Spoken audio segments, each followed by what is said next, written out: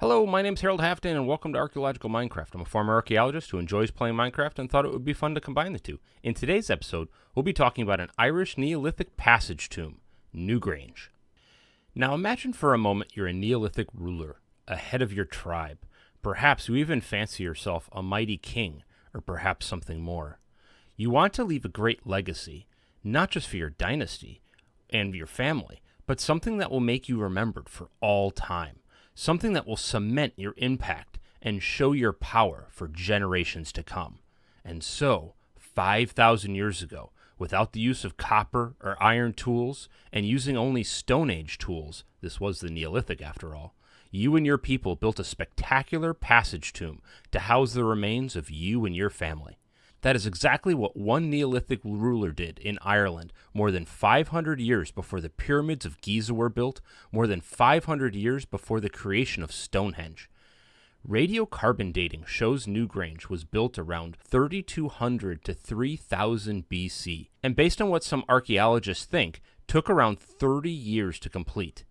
The site is located in County Meath, near the eastern coast of Ireland, not far from modern-day Dublin. The stones that were used to create the passage tomb and substantial cairn came from all around the area that Newgrange was constructed. Incidentally, if you want to learn more about cairns, you can check out the video I recently made on my channel where I built different Neolithic structures and talk about their history and significance for an archaeological scavenger hunt I created on the Archaeo SMP.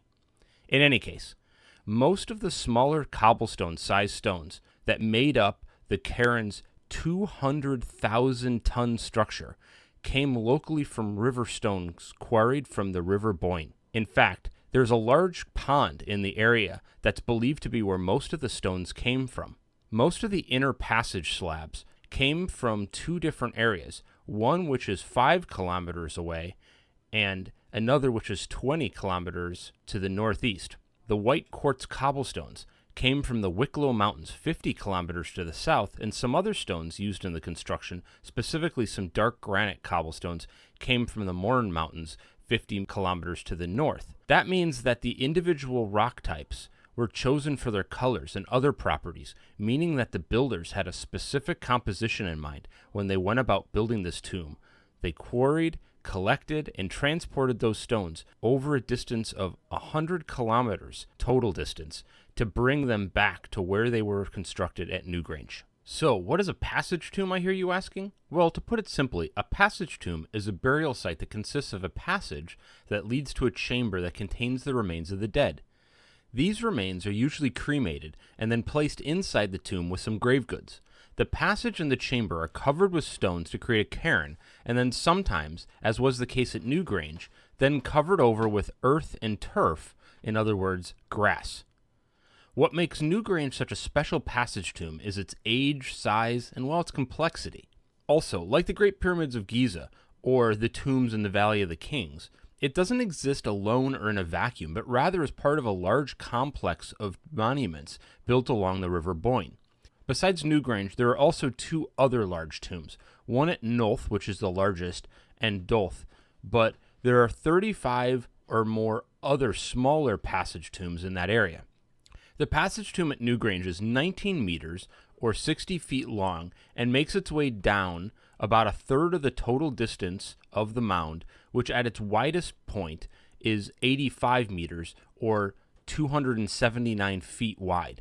The mound isn't perfectly circle, but more of a oval or oblong shape. The passage in the passage tomb is on the southeast side of the mound and runs southeast to northwest, which has a significance I'll go into a little bit later. The entrance is about a meter, or around 3.5 feet wide, and continues, as I said, for 19 meters down a 1 meter wide passage that contains a corbelled ceiling that averages around 1.5 to 2 meters in height, although it varies in height throughout the passage. The passage is flanked on either side by standing stones, 21 on the eastern side and 22 on the western side. The standing stones, like those on the outside of the entrance, are decorated with spiral patterns and other decorations, which are quite stunning and part of what makes Newgrange so famous. Large slabs of stone rest on the tops of the standing stones that line the side of the passageway. There are 17 of these roof slabs, and as mentioned previously, they are corbelled, meaning that the ceiling slants inward at an angle, so it resembles upside-down stairs, meaning at the very top of the corbelled roof, the ceiling reaches a height to about 3.5 meters, or around 11.5 feet. The passage leads to a cross-shaped central chamber. The chamber is around 5 meters or 17 feet long by 6.5 meters or 21 feet wide. Its ceiling is also corbelled in a circular shape that comes to a peak at 6 meters or 20 feet high, though the recesses on the side of the cross shape are around 2.5 to 3 meters in height. There are 4 standing stones in the central chamber where the rooms intersect at the cross's corners. What is fascinating and super cool about this central corbelled chamber is that despite it being 5,000 years old, because of how well it was constructed and weatherproofed, the central chamber still remains dry regardless of the weather outside. In the recesses, in other words the small rooms at each end of the cross, each have what's called a basin stone. The basin stones are concave carved stone platforms where the bones, ashes, or other offerings such as pottery, beads, pendants, or perhaps tools or weaponry such as flint, arrowheads, or knives would have been left. The western recess contains a broken basin stone. The northern recess contains one basin stone, where the eastern recess, which happens to be the largest of the 3 recesses, contains 2 basin stones. The basin stones vary in size, ranging from being rectangular 1.2 meters by 90 centimeters in the western recess to a larger basin stone in the eastern recess, which is 1.8 by 1.2 meters. Obviously, I had to fudge some of the dimensions in my Minecraft recreation, as 1 block's 1 meters, and so I'm limited by the shapes that can be created by the Minecraft blocks, slabs, stairs, but hopefully you get the idea. The mound was created by using medium-sized water-rolled stones taken from the River Boyne, which are around 15 to 22 centimeters, or about half to 3/4 of a foot around, so basically the size of a large grapefruit or a cantaloupe or a muskmelon. These stones, or in the case of Minecraft, cobblestone blocks, which is what I'm using here, were layered between layers of earth to provide the structure and support of the mound. The top of the mound was covered in turf, which also likely helped with the waterproofing of the structure and helping keeping the interior dry, because water would wick off the side of the turf. The mound, or more accurately the cairn, is around 11 meters or 36 feet high and is roughly circular or oval shaped, and that is 79 meters or 260 feet in the southeast to northwest dimensions and 85 meters or 280 feet in the southwest to northeast dimensions. The structure is also on a slight hill, and so it looks taller than its 11 meters. The outside of the mound had a finishing layer either around the whole of the mound or at least around the entrance with white quartz cobblestones, which gives it its distinctive look and must have been as much of an impressive visual sight to behold then as it is now, if not more so. It also contained roundish football or rugby ball sized stones of granite, which were used in the exterior finishing layer. Around the base of the exterior of the mound, at its base, was a continuous circle of large slabs of stone that are called curbstones. These stones, which vary in length from around 1.7 meters to 4.5 meters, or essentially 5 to 15 feet, and are around 1.2 meters or 4 feet tall, were a support structure called a girdle that acted like a ring of support to keep the finishing layer of the mound from shifting or falling down over time. The stones near the entrance tended to be larger in length, and they also had a decorative function and were covered with symbols like the spiral patterns described before with the standing stones in the interior passage of the chamber. The stone used for the curbstones was also likely chosen for its contrasting color from the finishing stone, which also helps give the structure its distinctive look.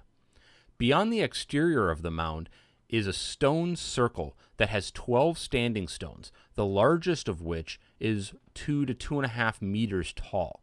Originally, there were possibly around 35 standing stones in the circle, which had a diameter of 103.5 meters or 340 feet.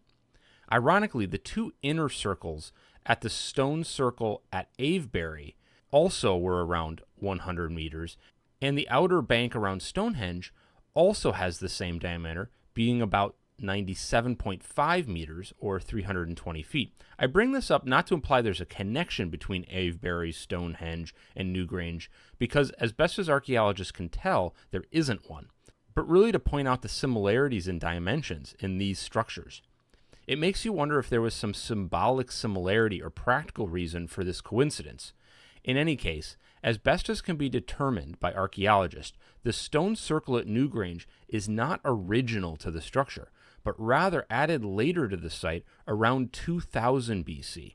Just to put that in perspective, that means that around 1200 years passed between the passage tomb and the cairn part of the structure being created and the stone circle being added around it by a different group of people and culture who realized the ceremonial and historical gravitas of the earlier structure and trying to tap into the magic of the place.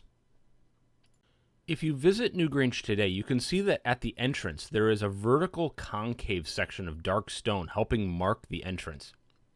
This section of the reconstructions is not likely accurate to the original design, and so I haven't incorporated it into the reconstruction here in Minecraft. Speaking of the entrance, I skipped talking about that earlier, as I wanted to talk about the physicality of that part of the structure while talking about what might be my favorite and most fascinating part of Newgrange. Above the entrance door, and placed around 2.5 meters from the entrance up the slope, is a structure called a roof box. It's a small gap between the first two roof slabs of the passage and is about 1 meter wide by 1.2 meters long and just shy of a meter tall. The purpose of the roof box is to let light into the structure. In fact, and this is what's really the cool bit, the whole structure is oriented so that when the sun rises in the morning of the winter solstice, the sun comes pouring through the roof box and shines down the 19-meter-long passage and is bright enough that it lights up the whole of the inner chamber. Just think about that for a moment. That's something out of a modern movie, and consider the planning that must have gone into making that happen as the structure was mapped out, imagined, and constructed.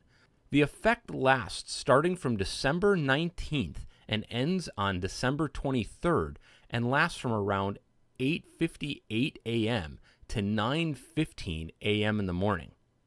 While it's clear that Newgrange was a tomb for an important individual, or even an extended family group, it's still unknown who the tomb was exactly for.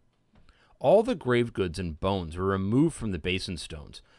However, in 2020, DNA evidence was taken from cremated remains from an individual that was buried in the central area of the central chamber that showed that the parents of the individual were a first-degree connection. That means either they were parents and child or brother and sister. This has led some to speculate that this might have been to maintain a close dynastic bloodline, and that may have been the case. While this type of relationship is taboo in almost all cultures and across all time, this hasn't always extended to royal families. It's also been pointed out that this type of relationship is paralleled by mythology about the site and later stories of divine royalty of the Tuatha De Danann mythological cycle. Well, I hope you enjoyed today's episode, where we recreate the Neolithic passage tomb of Newgrange. I decided to cover Newgrange because of a viewer suggestion. So if you have any historical or archaeological sites you want me to build, please drop them in the comments so I can add them to my list. I included links to some of the articles I found while researching this topic so you can check them out for yourself if you want to learn more. If you like this video, please take the time to give it a like, make sure to subscribe so you can get notified when I post videos. Thanks, have a good rest of your day, bye for now.